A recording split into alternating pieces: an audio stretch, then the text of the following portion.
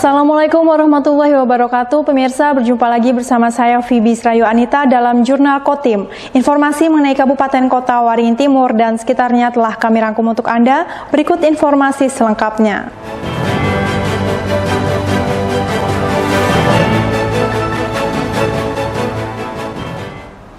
Akibat diterpa angin kencang, sebuah pohon besar di Jalan Es Parman Sampit, Kabupaten Kota Waringin Timur tumbang. Pohon menimpa bangunan rumah warga serta kabel listrik milik PLN.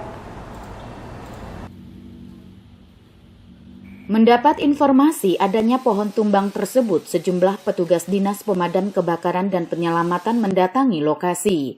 Petugas mengevakuasi pohon agar dampak yang ditimbulkan tidak terlalu parah.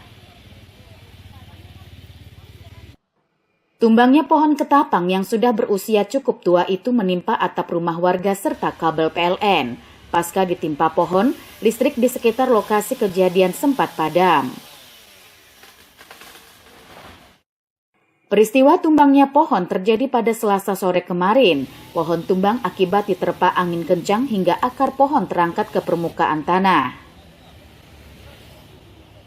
Sore pas hujan itu Mas.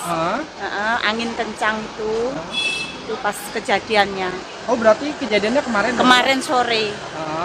Waktu pas kejadian tuh suasana memang gimana Bu, cuaca waktu itu Bu? Cuaca sangat ribut, angin kencang, hujan deras, mendung itu Mas. Menghantam pohon, kanopi sama rumah sebelah. Kalau Ibu waktu kejadian ada di mana? Ada di dalam rumah. Kalau pohon ini memang sudah tua kamu? Iya, sudah tua. Kemarin tuh sudah pernah disuruh nebang. Tapi nggak bisa katanya, nggak ditebang-tebang. Pohonnya ya tegak aja kemarin itu. Tapi memang kan rafnya yang sebelah sana kan besar Mas. Iya. Lebih condong ke dalam? Iya, lebih ke sana. Evakuasi pohon tumbang oleh petugas Damkarmat dilakukan menggunakan gergaji mesin. Evakuasi mengutamakan penyelamatan pada atap rumah warga dan kabel PLN. Dalam evakuasi pohon tumbang, petugas Damkarmat juga berkoordinasi dengan petugas PLN. Baik, kita dapat informasi dari warga di Jalan Es Parman. Kebetulan ada pohon tumbang yang mengenai rumah, di belakang itu mengenai rumah, dan pelapor langsung menghubungi Mako Damkar untuk minta diselamatkan supaya tidak kena pada rumah. Kita sudah koordinasi dengan PLN, sambil menunggu dari pihak PLN kita masih memotong yang bagian atas dulu.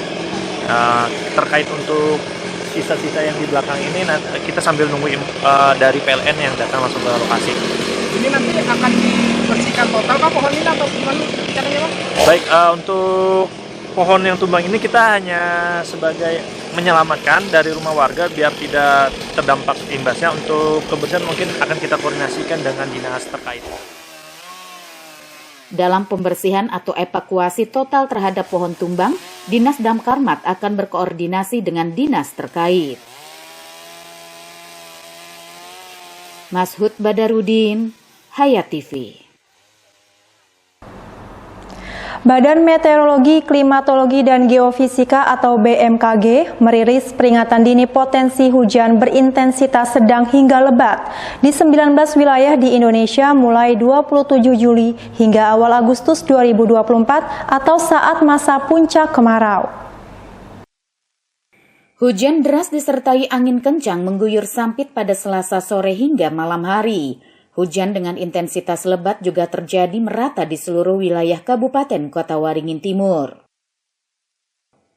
Berdasarkan perakiraan Badan Meteorologi, Klimatologi, dan Geofisika Sampit, saat ini Kota Waringin Timur masih berada pada masa peralihan musim. Turunnya hujan deras secara tiba-tiba di masa pancaroba merupakan hal yang normal. Dengan terjadinya hujan deras dalam waktu cukup lama membuat potensi kemudahan terjadinya karhutla menurun dan masuk kategori aman.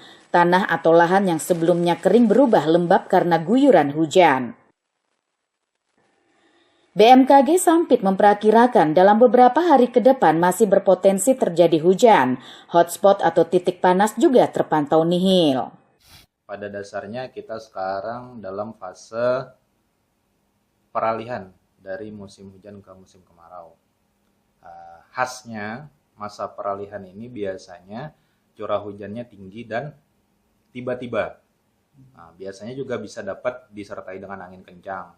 Otomatis jika curah hujannya ada, jadi meningkatkan kelembaban tanah yang semulanya kita mungkin curah hujannya kurang air-air ini, itu yang biasanya tanahnya itu kering, ya sekarang ya mulai lembab, dan itu mengurangi potensi kemudahan terjadinya kebakaran. Terlihat juga jika dilihat dari sini, dia kebakaran hutan untuk beberapa hari ke depan, untuk wilayah Kota Waringin Timur masuk kategori aman.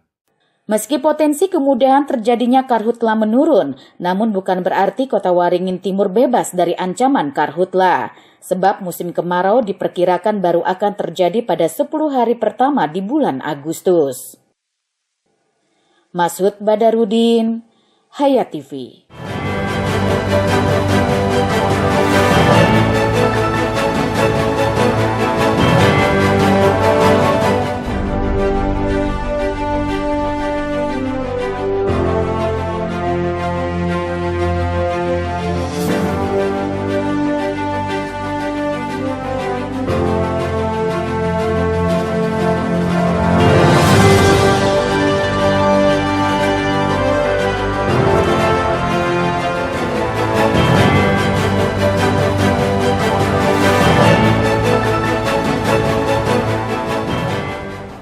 Kendaraan bertona seberat diimbau agar tidak melintas jalan dalam kota Sampit pada jam sibuk. Hal ini guna mencegah terjadinya kecelakaan lalu lintas.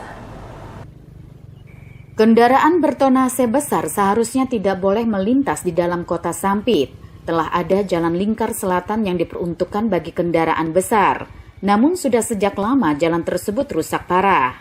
Akibat kondisi jalan yang tidak berfungsi optimal dan membahayakan, banyak kendaraan besar akhirnya nekat melintas jalan dalam kota Sampit. Dinas Perhubungan setempat akhirnya memberikan dispensasi atau kelonggaran terhadap kendaraan besar tetap bisa melintas di jalan dalam kota. Sebab tidak sedikit kendaraan besar mengalami kecelakaan saat memaksakan melintas jalan lingkar selatan. Namun mereka diimbau agar tidak melintas jalan dalam kota Sampit pada jam-jam sibuk. Hal ini tentunya untuk mencegah terjadinya kecelakaan lalu lintas. Kita ini kan kadang melakukan patroli untuk melakukan himbauan ya. Nah pada jam-jam tertentu kita sudah melakukan patroli untuk melakukan himbauan agar memasuki kota itu tidak sporadis kayak mobil-mobil biasa itu. Ya paling tidak waktunya lah ya. Waktunya itu mungkin jangan pada saat jam sibuk ya. Pada saat jam-jam hari kerja.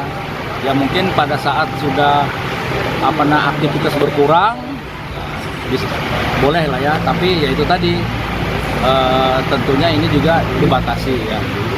Muatan juga kita imbau jangan melebihi dari kapasitas jalan kita lah ya. Jalan Lingkar Selatan menjadi kewenangan pemerintah Kalimantan Tengah. Pemerintah Kota Waringin Timur telah berulang kali memperbaiki jalan secara darurat dengan menggandeng perusahaan swasta. Namun perbaikan jalan tidak bertahan lama, perlu perbaikan total agar jalan tersebut dapat fungsional dan bertahan lama. Masud Badarudin, Hayat TV. Berita dari Kota Waringin Barat, pemirsa, puncak peringatan Hari Koperasi Nasional ke-77 tahun 2024 tingkat Kabupaten Kota Waringin Barat digelar pada hari ini 31 Juli 2024 di lapangan Desa Pandu Senjaya, Kecamatan Pangkalan Lada. Acara peringatan Hari Koperasi ke-77 yang mengambil tema Koperasi sebagai ekosistem untuk konsolidasi, akselerasi, dan eskalasi ekonomi mikro dan kecil dihadiri oleh PJ Bupati yang diwakili oleh Asisten Administrasi Umum Setda Kota Waringin Barat Syahrudin, Camat Pangkalan Lada, Camat Kumai, jajaran pengurus koperasi yang ada di Kota Waringin Barat, Dewan Koperasi Daerah Kobar, Dewan Koperasi Provinsi Kalteng, para kepala desa yang ada di Kecamatan Pangkalan Lada dan sekitarnya. Ratusan peserta yang berasal dari berbagai elemen seperti Karang Taruna, mahasiswa dan pelajar juga jajaran ASN Kecamatan Pangkalan Lada serta unsur TNI dan Polri dan juga beserta undangan lainnya. Acara puncak peringatan Hari Koperasi Nasional yang biasa diperingati setiap tanggal 12 Juli ini dipimpin oleh Asisten Administrasi Umum Setda Kota Waringin Barat selaku Inspektur Upacara. Dalam kesempatan tersebut, Syahrudin membacakan amanat dari Menteri Koperasi Republik Indonesia, Teten Mas Duki. Koperasi telah menjadi solusi. Peran koperasi menjadi sangat strategis dalam mengonsolidasikan para pelaku usaha mikro dan kecil agar usahanya lebih berskala ekonomi, mengakselerasi dengan inovasi dan teknologi agar menghasilkan produk berkualitas dan bernilai ekonomi tinggi. Selain itu juga mengekskalasi para pelaku usaha mikro dan kecil agar terjalin kemitraan rantai pasok. Pada peringatan 70 tahun Hari Koperasi kali ini menjadi penting untuk merefleksikan bagaimana agar peran koperasi di tanah air semakin strategis dalam menjawab tantangan krisis dan ketidakpastian tersebut, khususnya untuk mempercepat ikhtiar kebangsaan keluar dari middle income trap. Hari ini pendapatan per kapita rakyat kita diperkirakan baru sekitar 4.919 US dollar. Untuk menjadi negara maju di 2045 nanti, pendapatan per kapita ini harus bisa kita naik setidaknya 5 kali lipat. Acara peringatan Hari Koperasi dilanjutkan dengan sejumlah acara tambahan.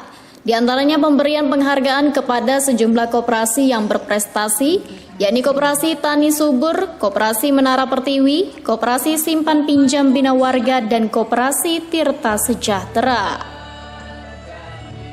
Kemudian pengumuman lomba sekaligus penyerahan hadiah atau piala kepada para pemenang lomba dalam rangka Hari Koperasi, yakni lomba bola voli dan juga lomba tumpeng, di mana penyerahan hadiah dilakukan oleh yang mewakili PJ Bupati Kobar, anggota DPRD Kobar, camat dan pengurus Dekopinda Kobar.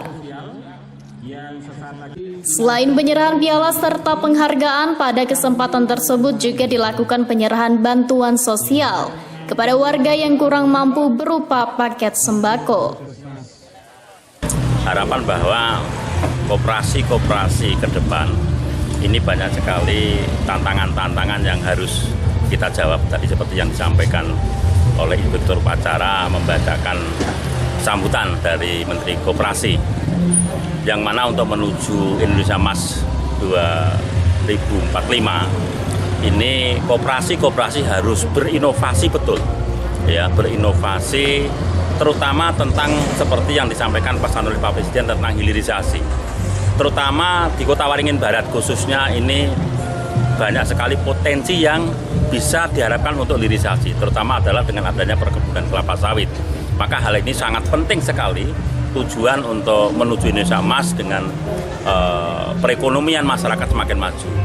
Pada peringatan puncak Hari Koperasi Nasional kali ini juga diisi dengan penampilan berupa tari dari pelajar SMA N1 Pangkalan Lada, marching band dan juga kesenian gedruk topeng ireng yang tampil di akhir acara. Tim Liputan SBTV. Demikian pemirsa berita dari Kota Waringin Barat tadi sekaligus menutup jumpa kita pada kali ini. Saya Fibi Srayu Anita mewakili jajaran yang bertugas, mohon undur diri dari hadapan Anda. Terima kasih dan sampai jumpa. Wassalamualaikum warahmatullahi wabarakatuh.